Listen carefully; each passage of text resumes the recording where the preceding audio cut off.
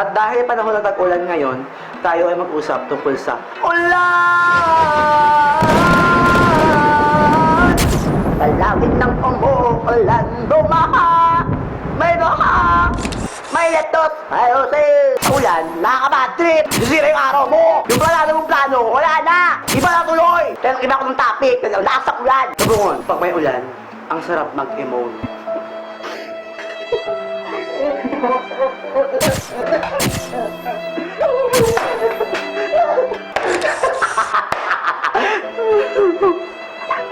Number 2, pag may ulan, ang sarap bumirit na bumirit kasi wala nakakarinig sa'yo. Kasi ang ingin ng ulan eh. Birit pa.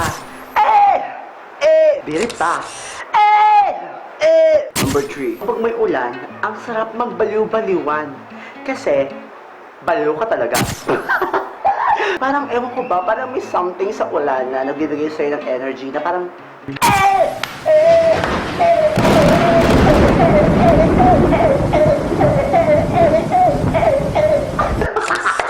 baliw! Number 4, alam niyo bang ginawa ang ulan?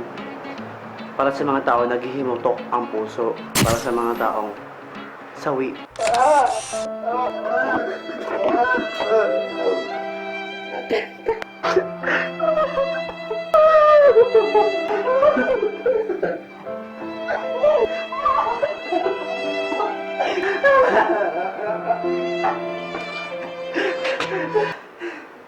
Nakakahilo! Number 5. Na-atching ako pero ayaw matuloy. Alam mo yung moment na na-atching ka pero ayaw matuloy? Pero tuloy na nga at na-atching ka. Dahil nga, nakaka-atching yung weather.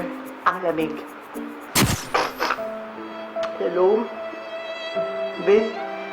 Ang lamig mo naman. Be, kung break mo ko. Please break it to me gently. Hello? Break na tayo. Hindi ko na kaya. Kasabi ko palang break it to me gently. Para mawala ka. My goodness. My goodness. Tandaan ninyo na falling out of love is different from falling in love with another person. Marami pera, putong masarap. Number 6. Ang gusto ko pag may ulan, yung mga ulam. Ang sarap ng may sabaw. Alam mo yung singot ka lang. Alam mo, pasingot ka dahil mainit yung sabaw. Pag ganun ka, tapos, yummy. Yummylicious. Number 7. At syempre, pag may ulan, hindi mawawala ang mga gusto ng bata. Gusto na lang maligo sa ulan. Pero sabi ng tita ko, huwag ka daw maliligo sa ulan pag unang patak pa lang. Dahil yung mga ihi ng daga, hindi pa na-flash out. Kaya maligo ka pag sobrang lakas ng ulan o pangalawang beses ng ulan. Kung wala pang baha, dahil kung may baha na, kadiri ka. Yak, yak, yak. Number 8. At dahil bumabagyo na nga, hindi mo makakawala dyan ang topic na baha. Yung moment na kanina, hanggang paalam. Naging hanggang kalampakan, naging hanggang binte, naging hanggang berong na. Lagpas tako, tapos lagpas na lang second floor, kataa! Siyempre, pagkatapos ng ulan, may lilitaw na araw. Kasi nga, ganun talaga. Number 9. Pag may ulan, ang sarap matulog. Alam mo yung parang inakata ka ng kama, nakakabangon mo pala. Wala na pagbangon, te. Meron po kasing study dyan. Ang kama at ulan ay magkapatid. Tapos, pag kumakit ko, at dahil malakas ang ulan, tayo ay maligo sa ulan! Pag may ulan, lahat ng estudyante active. Gusto ko sa inyo malaman kung may pasok ba o wala. Hello, friend. Baha na ba dyan sa Moraita? Papasok ba ako? Wala daw pasok. Sabi ng DepEd. Ano ba? Ched na tayo! Ched! Siya nga ka. Bubit! Hindi niyo ba napansin? Pag suspended ang pasok, maaraw, walang ulan.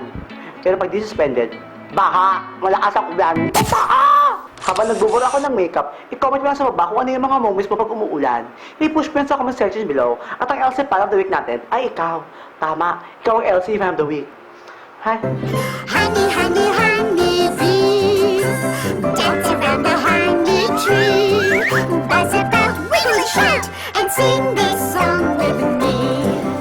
Persian from the ocean, the little Persian, Persian from Titile. Ay, kadena! Picture naman ako, please! Ay, dito po kayo! Ay, dito po kayo! Ah! Ay, shoot!